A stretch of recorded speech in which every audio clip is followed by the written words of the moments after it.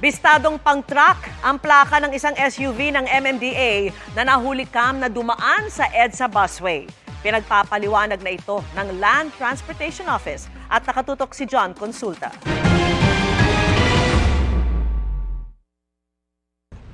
Mismong si MMDA General Manager Nicholas Torre III ang nag-repost ng video ng isang SUV may markang MMDA habang dumadaan sa EDSA busway.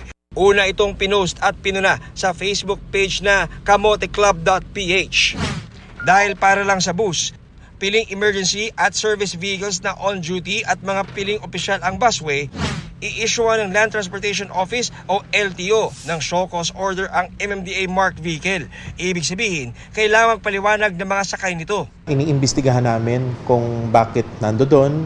Ito ba ay rumeresponde sa isang pangyayari o ano yung dahilan kung bakit siya nando doon. Pero wala pa man yan ay may nabisto na sa paunang investigasyon. Nang itrace kasi ang plaka ng SUV may marka ng MMDA sa mga record ng LTO, lumabas na nakarehistro ito sa ibang sasakyan. Yung plaka na yon ay nakarehistro siya sa isang truck na nakalagay ngayon doon sa sasakyan na yon, sa SUV na marked vehicle. Doon sa government agency din na yon. Oo, hindi siya nakapangalan sa isang private Pero red plate siya na supposed to be sa truck siya dapat nakalagay. Paniwala ng LTO, illegal ang ginawang paglilipat ng plaka.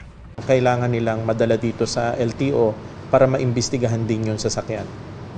Oo. Kung sino yung nagda-drive nun at bakit nagpalit ng plaka gamit sa ibang sasakyan.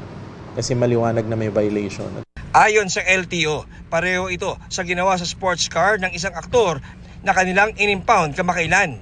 Kung yung mga private individual nahuhuli natin sa mga plakang ganyan, pati din naman sa atin sa government, hindi dapat ginagawa yan.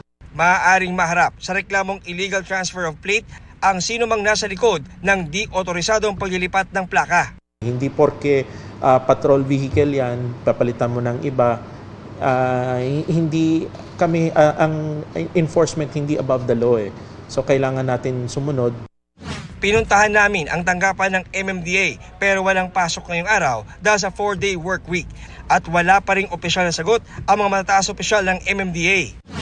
Gayunman, kasabay ng report ng isang araw ni General Manager Torre ay sinabi na niyang official MMDA vehicle ang sasakyan at naka-duty siya nang gamitin ito. Inaalam pa namin kung siya ang nagmamaneho noon.